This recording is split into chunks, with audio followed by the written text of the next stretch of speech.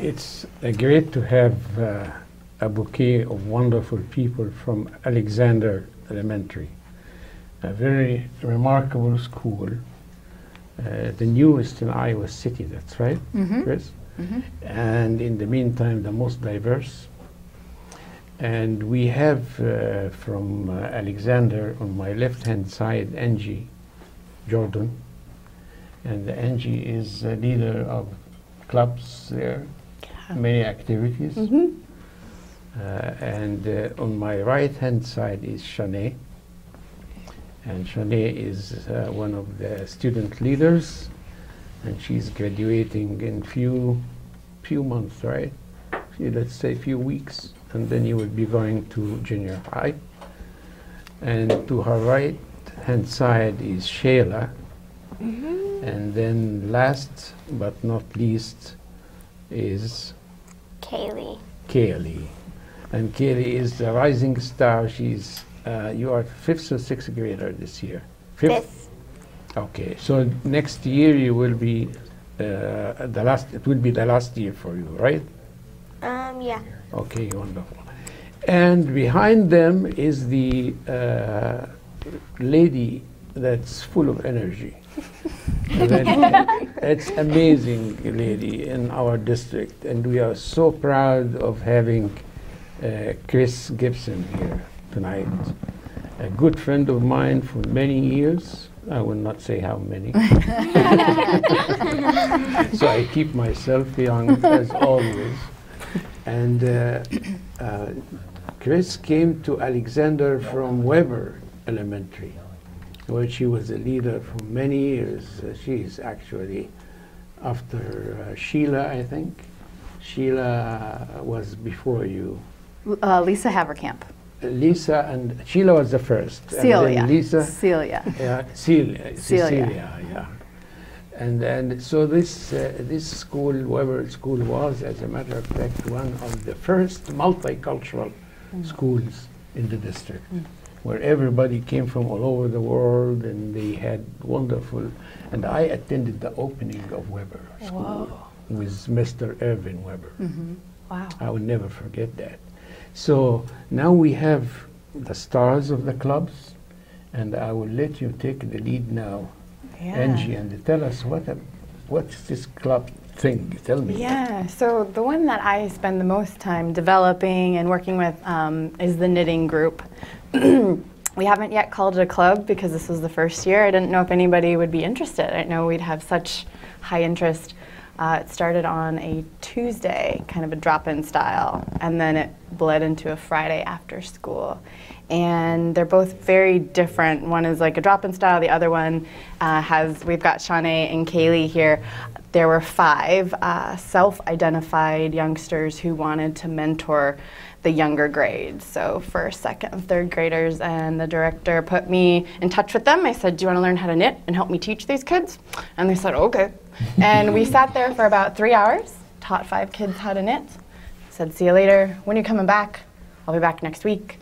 And that's kind of how it started. I don't know if they remember, but we had 3 rotations of 40 minutes, and each rotation was 1st grade, 2nd grade, and 3rd grade. Little itty bitty people. And you know, as an adult, you like to think you have control of a situation, but I've learned it's these leaders here, these they're the ones that have control, and they really rose to the occasion to not only teach the young kids, but also to hone their own skills. So they learned how to knit. They also learned how to, well, I'll let them tell you what else they know, but they really rose to the challenge, and they were ready to do that. So that's one of my babies. The other thing that I work is through the PTO, our parent-teacher organization, which we love our principal because she lets us do lots of things that we as parents feel are really important. And I've been working on a little free library project, which we could talk more about later too. But In collaboration with West High School. yes, That's with their very good. industrial tech. Right. So it's kind of one of those wanting to build community, but for our school, but also how can we reach out to West High School Yeah, where it's our a ki- bridge between the Yeah. East and West. Yeah. and how can we get those high school students to be mentors to our kids, just like the way these young ladies here are mentors to the students at Alexander. Before I go to the heroes here, I want to talk to you a little bit, Chris, about your experience. Give me a narrative about your life as a leader of Weber. Then why did you decided to move to Alexander? And then what's the difference between leadership role there between the two schools?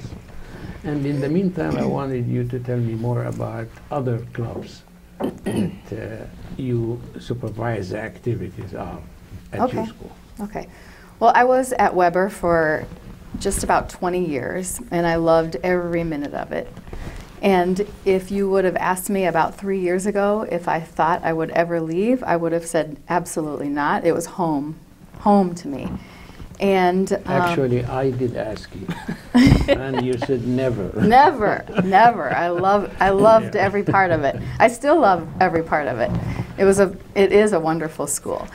But something, I just had a calling to go to Alexander. And now it is my home.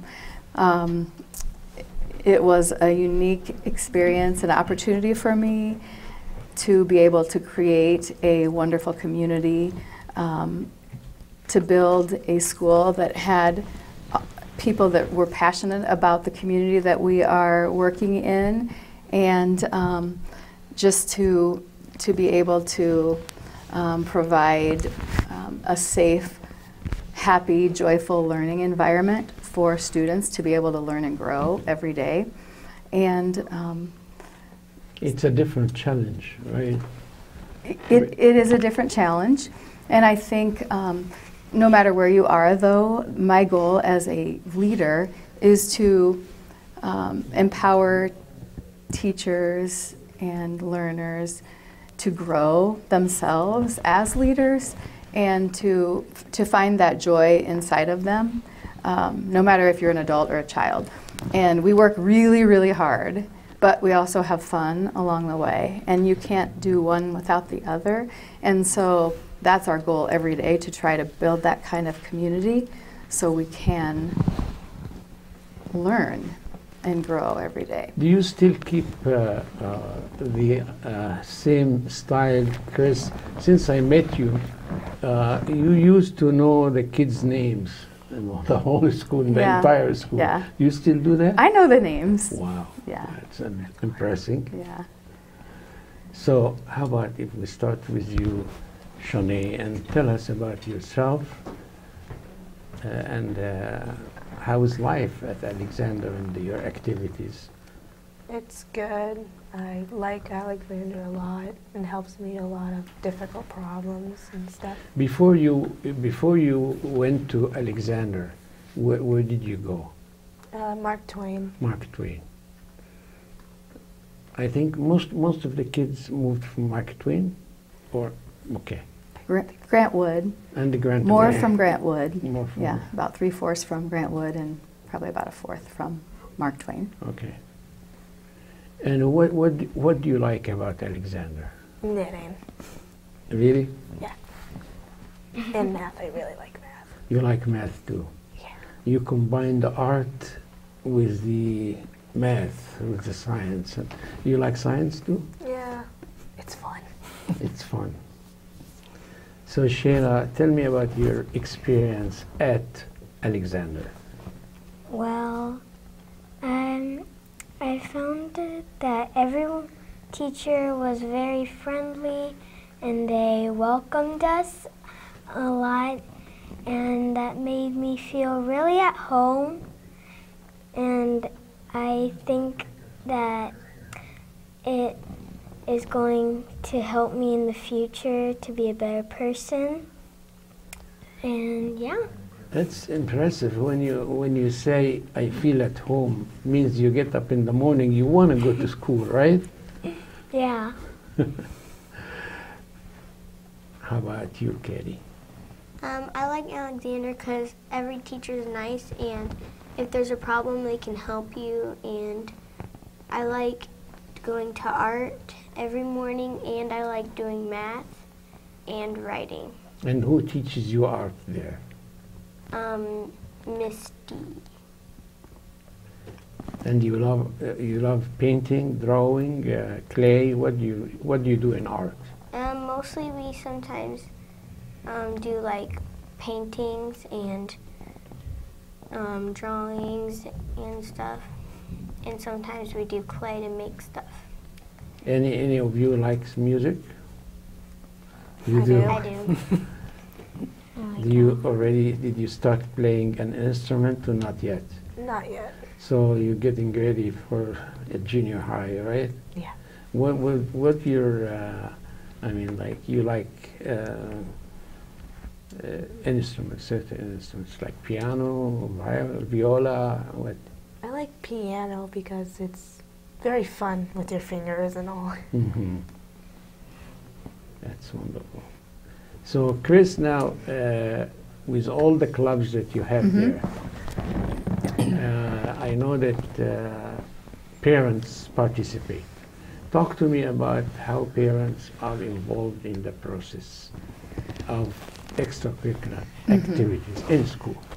Well, actually, most of our clubs take place during the school day or right after school. So the reason that we have tried really hard to get clubs going is because we're trying to build our community, we're trying to work on student interests, we're trying to build positive interactions, and during recess time, those are the times of day where it's more unstructured, and we tended to have some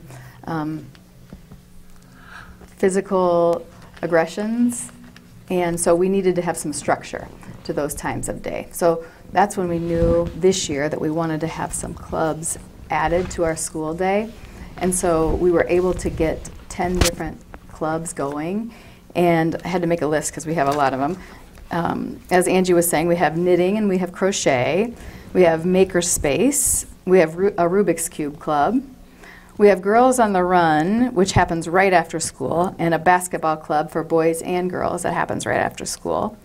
We have a Falcons Musicians Club, which happens right before school. We have a Read and Dream program that we're connected with City high school students. They come over and read with our kids and talk to them about goal setting for the future. And we have a mentoring program that we work with Midwest One Bank. And so we have quite a few different clubs that, we feel those, the peer relationships are so important, and just building those connections to school are really important. And they are so much related to the community around you. I mean, the school is really part of this community, of this neighborhood. Yep. Very much so. That's our goal. And we actually worked really hard through the summer last year with the Salvation Army, and we did Wednesdays at Weatherby Park all summer long. Every Wednesday we met, and our staff, a lot of our teachers went every Wednesday for an hour, and we played with the kids. We had games set up, and the Salvation Army came and brought treats for them as well. But we were just trying to work on building community and helping with that connection to school, and just give them something to do as well. Angie, can you share with us, I know that you carried all those artifacts and products of the work that you did in knitting and crochet. Absolutely, and I just wanted to go off one thing that Chris had said that was really important to me as a parent. Those Weatherby Wednesdays where my son's a kindergartner, and that was where I got to meet all his soon-to-be teachers, and the principal was there every Wednesday, which was like, who is this little feisty lady? I gotta talk to her.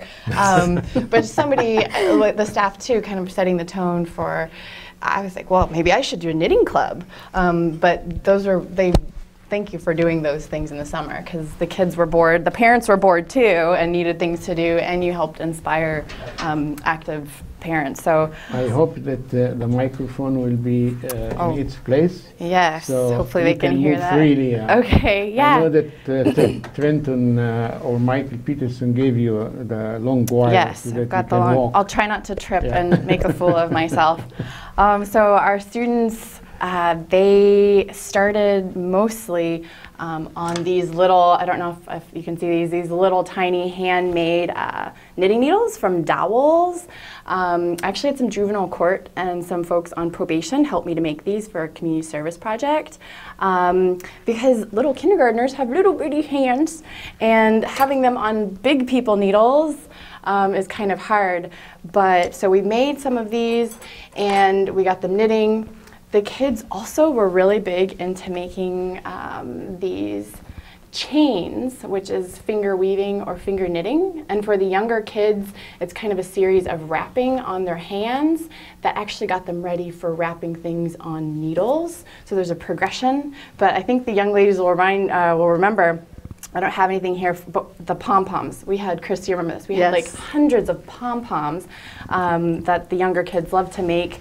But it soon turned into these chains, and then it progressed into these works of art. This is a bag, it's not complete yet, but this was done by one of our, I think, 4th graders. The young ladies with us today have been working on numerous things, from scarves to headbands to blankets. But I think what has been really cool is not only their passion, but all this yarn here. I know it looks like a mess, but we had probably about 20 times as much yarn donated from the community. Not only that, but we had hundreds of knitting needles donated as well. And it seems like a small thing to donate, but it's so big because I'm just one parent. I don't have, the funding to do this, and the community just jumped on board. We also had community folks come in and help teach, so we have mentors from the community alongside the student mentors. But it's kind of one of those things where you ask, and the community just is so generous that they are more than happy to give. And with that, I thought it would take a couple years, but we're starting to do fundraisers for our school. So eventually I'd like the kids to make things, and then we do silent auctions, school beautification projects. I thought was going to take a couple of years to get them started. We've already done school beautification. We have a whole fence line with these flowers that the kids made and some volunteers helped to make. And so really trying to integrate knitting and visual art into just sort of the fabric of our school. It's really important to me because I'm obviously passionate and geeky about it, but knitting is a coping mechanism too. So I wanted to gift that to students who sometimes, and adults, have challenges with just de-stressing, and then also being able to be expressive artistically too. So yeah, it's kind of a snapshot. That's wonderful. Well, thank you for the presentation very much. Now, Chris, would you like to ask them questions that you prefer? They can shed some light on the activities and how they feel about it. Yeah, I was going to ask Shayla to talk a little bit about Makerspace. Shayla, can you talk about what Makerspace is, what you do in Makerspace Club? I think that you have to be really creative to get in the flow of Makerspace. It's very fun, and once we made these little robots out of like the top of toothbrushes. So we hooked up a battery to the top of the toothbrush so it made it vibrate and move.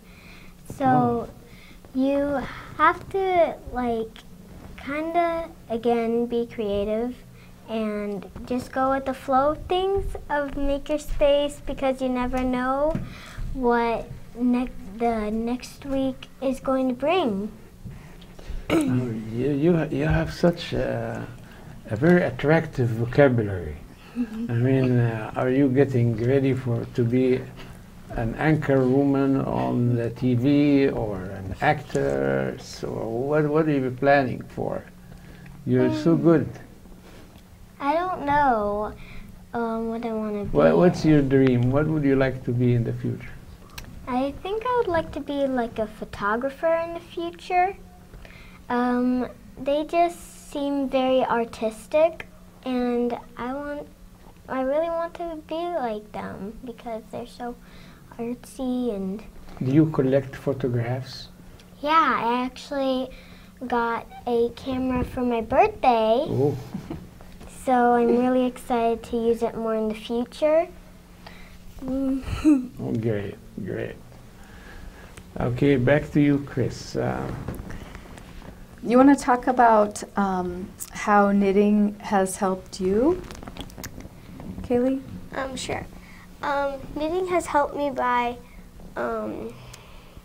helping me be creative. Like when we do projects, we have to sometimes we mess up and we have to sometimes breathe because we get stressed out because we messed up and we think it's like the end of the world. And That's what we call problem solving, right? yeah. Right. And a lot of kids got mad sometimes because they messed up, and then they give up. But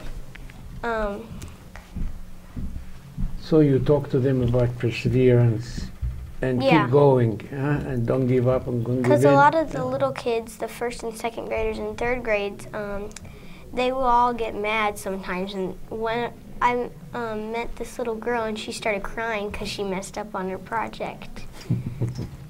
And what did you tell her when I she told started? her to calm down and take a break and then come back to it. Oh, very good. So you are a therapist too. Huh? So Does this mean that you're going to be a psychologist when you grow up? maybe. What would you like to be? I would like to be a teacher. A teacher. I always love that when kids say, I want to be a teacher. Because you know that it doesn't pay much. But You'd be a good there's one. a lot of rewards there That's for sure. when you see people and you change lives. That's what's very important. Now it's your turn. But what's your plan for the future? The future is We're not talking about next year. We know that you're going to be at Northwest next year. You will love it there. It's a beautiful school. It has a lot of activities. But what beyond that? And you finish junior high, finish high school, you will go to college. What would you like to do? I would like to be like a singer someday because I'm really good at singing, and I think Michael Peterson once, he's looking at me. He wanted you to show us a little sample of what you can sing. Can you do this without music? Yeah, go ahead. It's like in the Oscars. We're actually more popular than the Oscars. Yeah, give me just a little sample. okay. Yeah, go ahead. Let's see what I want to say first. I actually don't know. I just make up some. Yeah, make up something. Yeah, that's what she was talking about, creativity. Sheila. This Yeah. is really, really, really nervous. You can, Make do, up you can something. do it. You can Just do it, make up Johnny. something and start singing it. Could be about Something about unicorns. school, knitting. about knitting, about school, about Alexander. Let's see. I can't do it. That put you on the spot, didn't it, Shawnee? Yeah. So She is we all bow down to Shawnee because the finger weaving, right, Kaylee?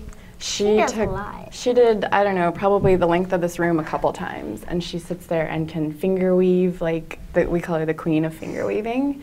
I've never heard her sing, but I know she's an awesome finger weaver, so just had to give her props for that. Good deal. She gets inspired by the art in order to make these beautiful things.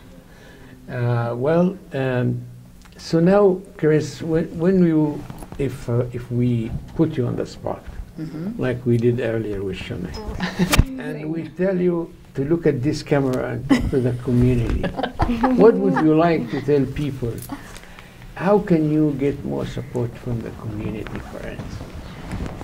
Do you need support from the community? We know that money will not be available so much in education, public education. So do you feel that you will need support from the community? I think one of the things I want the community to know is that we have amazing kids at Alexander. And I would invite anybody to come into our school, and I would love to give them a tour and see what is happening inside our school. So we could show them what we call Falcon Focus, and that's respect, responsibility, building strong relationships, and showing pride in our school, our classrooms, our friends, our community, because we have an awesome community. And we have a wonderful, supportive people in this city and the surroundings, and they are so generous, and they are so motivated to help public education. And I am sure that the message that you talked about, now you have a school that has a lot of minority kids and a lot of people, families who are working to support their kids' education. And this is the chance of the people who are well off in the community to come and maybe donate something, grants for the kids, in order to flourish and get more and more activities in the future. On this note, I would like to say we were delighted to have Alexander School here. We were very happy to have Kayla and Sheila. And we have Shanae here tonight. We would like you to come back. Of course, Chris Gibson, the wonderful leader, to keep always coming up with something new. And thank you, Angie, for all what you do, volunteering your time and your efforts in order to help kids be on track and achieve their dreams. And I would like to say to everyone, thank you very much for this wonderful episode. And we are going to be on Channel 18, Channel 21. There are new numbers now with Mediacom. So watch the listing, please. And we are going to be on Public Access TV website and Public Access TV on your computer. So you can watch this maybe tonight, tomorrow. It depends on what Trenton is going to present for us. And we're going to be on YouTube to share your activity with your friends and family. Thank you, ladies and gentlemen, for watching, and see you in another episode of Education Exchange.